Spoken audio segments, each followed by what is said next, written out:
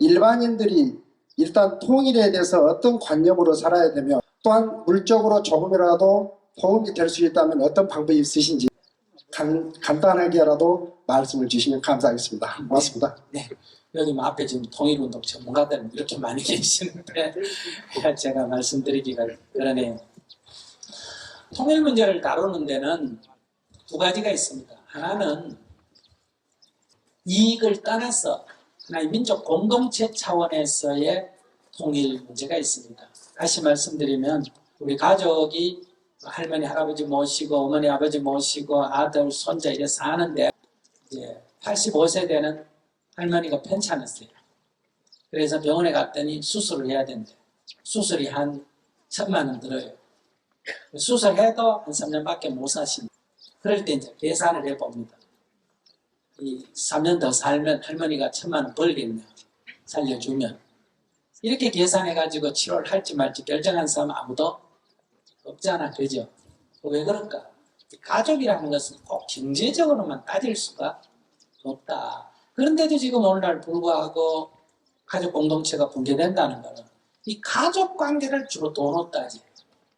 그래서 이 남자가 이제 결혼할 때 좀 떡벌라고 결혼을 했는데 이게 살아보니까 별로 덕이 안 돼. 오히려 손해나 내번 것까지 저 인간이 까먹는 것 같아. 그래서 못 살겠다. 이 순전히 경제적으로 접근을 하는 거거든요. 이게 문제. 그래서 첫째는 이 민족 문제라는 것은 꼭 이게 통일이 되면 경제적으로 도움이 되고 통일이 이렇게 따져서 통일하는 문제는 아니다.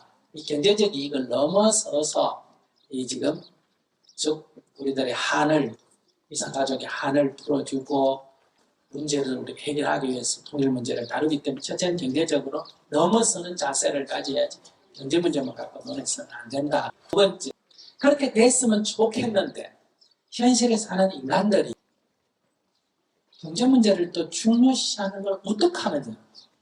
그래 안 했으면 좋지만은 이 인간들이 경제 문제를 중요시한다는 거예요. 요즘 젊은 애들이. 우린 잘 살고 좀 못 사는데 못 사는 거 같이 살면 나눠 먹어야 되니까 우리한테 도움이 되는 거 없지 않느냐. 지난 70년 동안 분란된 상태로 좀 잘 살았는데 분란되고 못 살았으면 몰라도 계속 잘 살아줬는데 이렇게 그냥 가면 되지. 굳이 통일을 해야 되느냐. 그것도 쉬운 것도 아니고 억수로 어렵다는데 그걸 그렇게까지 통일할 필요가 있느냐. 여기에 이제 젊은이들 어쩌면 인구의 다수가 지금 거기 동조를 한다면 아무리 우리가 통일을 하고 싶어도 안 되는 거예요. 현실이. 그러면 이 무관심 세력이나 반대 세력에 대해서 그러니까 통일이 그냥 니한테 합의 된단다. 니한테도 경제적으로 이익이 난다. 이것까지도 설명을 해야 돼요. 어떻게 통일을 경제적으로만 설명하라 이렇게 접근하면 안 되고 통일이라는 문제는 민족의 문제이기 때문에 경제적으로 접근해서는 안 되지만은 살아있는 사람의 다수가 경제적인 문제를 가지고 지금 무관심해져 가고 있으니까 그러면 경제적으로도 이익이다 하는 것을 우리가 젊은이들에게 설명을 해야 된다. 그럼 그 설명하는 방법은 우리가 분단된 상태로도 남한은 여기까지 발전해 왔어요. 북한은 6.25 전쟁의 폐허가 되고도 50년, 60년, 70년 초까지 대동강이 기적을 이뤘어요. 대동강 기적을 이뤘는데 보세요. 저렇게 경제적으로 이 길로 갔잖아요. 우리는 반대로 60년대부터 시작해가 70년, 80년을 오면서 계속 성장을 해왔다. 그러면 지금 살아있는 50, 60 밑에 젊은 사람들은 태어나자마자 계속 성장만 해왔기 때문에 앞으로도 계속 성장할 거라고 지금 막연히 생각하고 있습니다. 그런데 현재 우리의 주어진 국내 조건이 성장 동력이 거의 소진됐습니다. 그건 이미 11% 성장, 9% 성장, 7% 성장, 5% 성장, 노무현 대통령도 5% 성장했는데 사람들이 이명박 대통령이 나와가지고 5% 경제 잘못해서 그렇다. 내가 하면 7% 한다. 이렇게 했는데 지는 4% 했어요. 자기는 4만 불 한다 했는데 지는 2만 불 까먹다가 끝날 때 그냥 그 자리에 놔놓고 나갔어요. 그럼 이명박 대통령이 경제를 잘못 운영해서 그런가? 그렇지 않습니다. 이거는 누가 해도 이래밖에 안 돼. 누가 해도. 그래서 지금 박 대통령이 또 뭐 자기는 경제 지금 부흥한다고 하는데 성공할 것 같아요? 내가 그 사람 미워서 싫다라는 게 아니라 성공 안 됩니다. 즉 성장 동력이 소진이 된다. 그러니까 갈수록 저성장에서 정체됐다가 마이너스로 갑니다. 일본은 우리보다 20년 전 이미 여기에 도달해서 보여줬어요. 지금 덫에 걸려서 지금 이제 막 걸려 들어간 거예요. 그럼 이렇게 될 수밖에 없는 이유가 뭐냐? 그거는 나빠서 그런 게 아니라 오히려 성공했기 때문에 이런 결론에 도달했어요. 무슨 성공했냐? 모방. 우리는 미국을 모방했잖아요. 그 모방을 해서 아주 압축 성장을 해서 여기까지 왔는데 전에는 경제력 격차가 한 50년 차이 나니까 유속이 빨랐는데 이제는 미국이 100이라면 옛날에 우리는 10이나 20밖에 안 돼. 지금은 80까지 올라왔어요.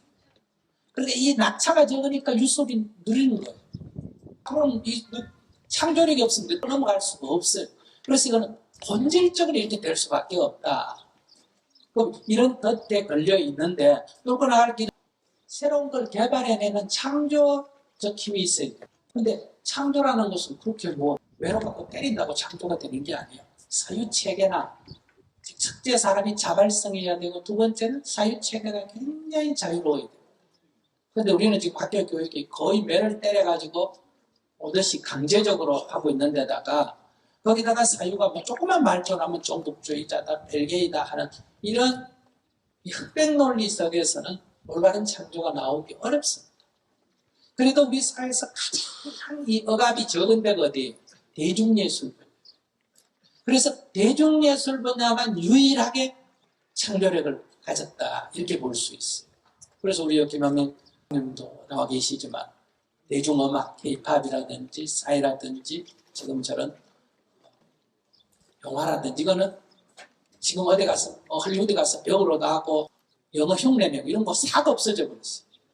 다 자기들이 우리의 소재를 가지고 만들면 한국 국민에게만 만든 게 아니라 다른 나라 사람도 공감할 수 있는 우리가 할리우드 영화 보고 막 옛날에 좋아하듯이 이렇게 바뀌어나간 거예요. 그럼 이런 것이 많은 부분에서 일어나야 이 창조력을 뚫고 나갈 수 있는데 우리의 사회 시스템과 우리의 학교 교육 시스템 모든 부분에서 이게 안 되어 있는 거예요. 그래서 이거 어려워요. 그러면 이제 필연적으로 안 되느냐? 아닙니다. 미국의 이 예를 보면 미국의 이 동쪽, 동부 지역이 영국을 모델로 해가 빠른 경제 성장을 했는데 영국에 근접해 가면서 정체가 됐어요. 그러니까 엄청난 어려움에 묻혀 있어요. 그럴 때 소위 서부 개척이라고 하는 물론 침략이죠. 멕시코하고 전쟁해가 이겨가 텍사스, 애리조나, 캘리포니아 이런 거를 갖다가 획득해가 서부 개척이라고 하는 새로운 성장 동력을 마련해서 그 위기를 극복해서 미국이 세계 문명의 중심으로 들었었거든요. 일본은 70년대에 개방을 해가지고 빠른 성장을 해와가지고 1900년대 들어와서 똑같은 덫에 걸렸을 때 그때 이 사람들이 한국과 이 만주를 점령해가 영토 확대를 해가 극복을 하려다가 실패했잖아요. 일본은 지금은 또 덫에 걸렸는데 침략을 할 수가 없잖아요. 그래서 못하는 거예요. 근데 한국은 분단은 굉장한 불행이었지만은 현재의 남한의 처지에서 보면 분단은 남한이 살 수 있는 행운이라고 할 수도 있어요. 그게 뭐냐? 통일의 문제는 남한이 이 덫에서 벗어날 수 있는 현재로서 유일한 길이에요. 즉 통일을 통해서 북한 개발이라는 것을 통해서 굉장한 수요가 늘어나기 때문에 여러분들 하는 사업이 전체적으로 양이 늘어나요. 철근도 더 팔릴 거고 시멘트도 더 팔릴 거고 뭐든지. 그래서 이러한 통일 문제는 이제는 남한 우리 민족인을 떠나서 북한 주민을 위해서도 아니고 남한에 살고 있는 주민들 각자 자기 삶을 위해서도 이 통일 문제는 이제는 우린 선택이 두 가지. 하나는 이 정도 우리가 살아봤으니까 됐다. 이제 아마 추락해도 좋다 이렇게 만족할 건지 아니다. 우리가 한 번 더 업그레이드 하자. 한 번 더 앞으로 나가자 하려면 통일 문제를 풀지 않고는 이제는 길이 없다. 그럼 통일만 하면 되느냐? 통일은 한 10년, 15년의 이런 시간을 벌어주는 거고 다른 한쪽은 역시 창조. 모든 부분에 있어서 창조가 이루어져야 되는데 분단이 극복이 되면 창조력이 아마 빠른 속도로 일어날 거예요. 만약에 사상적 자유가 마음껏 주어진다면 분단에서 겪은 우리들의 고통을 승화시킨 소설이 나오거나 시가 나오거나 예술이 나오면 이거는 뭐 노벨 문학상 금방이에요. 쉽게 얘기하면 이 예수님이 말씀한 원수를 사랑하라가 불가능하잖아요. 그런데 통일이 딱 되면 어떠냐? 통일된 한국에서는 북한의 열사는 국립묘지 일부가 되기 때문에 참배해야 됩니다. 북한 사람도 남한의 국립묘지 참배해야 됩니다.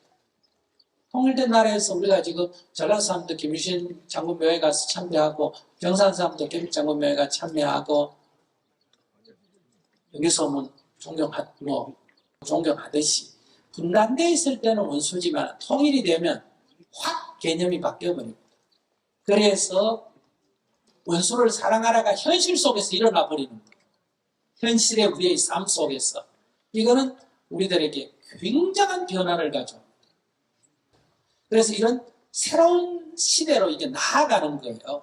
영토가 2배 되고 인구가 늘고 이런 물량적 개념이 아니라 완전히 다른 지금과는 다른 시대로 우리가 나아가게 되는데 분단된 상태로는 동아시아 평화 유지할 수가 없습니다. 우리가 늘 동아시아의 분쟁의 출발점이 되는데 한반도가 통일이 되어버리면 통일된 한국이 미일에 어느 쪽에 설 거냐, 미중에 어느 쪽에 설 거냐에 따라서 동아시아의 판도가 달라지기 때문에 한국이 평화를 지향하고 균형을 잡으면 한국을 축으로 해서 한중일이 미국까지도 이게 동아시아가 평화지대로 도래할 수도 있고 동아시아 공동체를 구성할 수도 있다. 그러니까 통일 한국은 우리나라가 통일되는 데 머무르는 게 아니고 주변국의 이익과 평화를 가져오는 중요한 계기가 된다. 이러한 어떤 비전을 갖는다면 우리가 발해멸망 이후에 동아시아에서의 주변국으로 전락해서 약소국으로 지금 살아온 지가 바로 동아시아의 중심국가로 등장한다면 이 천년의 한을 푸는 게 되는다. 앞으로 20년만 지나면 세계 최대 규모의 경제권이 됩니다. 그런데 그렇다고 해서 문명의 중심이 되는 건 아니에요. 왜? 문명의 중심이라는 건 물량만 갖고 안 됩니다. 기술, 문화, 사상, 철학 모든 게 앞서야 되기 때문에. 그런데 아시아 삼국에서 물량으로는 일본과 중국이 뒷받침해 주지만은 창조성은 제가 볼 때는 중국은 창조성을 갖기는 아직 상당히 시간이 남았고 일본도 지금 과거사에 대한 태도로 봐서는 문명의 중심이 되기에는 좀 수준이 좀 어렵습니다. 우리도 지금 뭐 제민족끼리 원수가 되는 수준을 보면 형편없지만 통일이 된다면 상황은 달라진다. 그래서 제가 볼 때는 창조성은 한국이 가장 있을 수가 있다. 근데 이 모든 것이 이 가능성인데 그렇다가 되는 게 아니라 가능성인데 가능성의 출발은 통일입니다. 통일 안 되면 그 어떤 것도 이루어질 수가 없다. 그렇기 때문에 통일만이 살 길이다. 이게 국민들에게 딱 잡혀야 되는 거예요. 통일하려면 어떻게 해야 되느냐. 뭐 우리가 뭘 조금 하고 이래서 저도 시민운동 다 해봤지만은 그거는 우리가 할 수 있는 일이기는 하지만 그거 갖고 통일은 안 되는 거예요. 통일이라는 것은 굉장히 정치적이고 군사적이고 외교적인 일이기 때문에 결국 통일하려면 뭘 해야 되느냐. 통일지향적 정부를 구성하는 게 최고입니다. 통일지향적 정부란 것은 국가의 최고의 목표를 통일해 둔다. 이거 헌법정신이 충실한 거예요. 그래서 외교도 목적이 통일에 도움이 되는 외교, 안보도 통일에 도움이 되는 안보, 경제도 통일에 도움이 되는 경제, 이렇게 정부의 정책이 바뀌어야 통일이라는 문제를 우리가 풀어나갈 수가 있다. 그런 면에서 한미동맹이든 한중관계도 통일에 도움이 되도록 모든 관계를 재설정하는 이런 정부를 구성해야 되니까 우리가 지금 뭐 개인이 뭐 하는 거든 독립운동 할 때는 총 쏴서 독립운동 하다가 지면 죽었고 민주화운동 할 때는 돌멩이 던지고 화염병 던지고 잡히면 감옥 갔는데 지금의 통일운동은 제일 잘할 수 있는 것은 통일지향적 정부를 구성하는 거고, 통일지향적 정부를 구성하는 데는 손가락만 잘 놀리면 지금부터 2, 3년 준비해서 손가락을 잘 놀려서 다시는 이런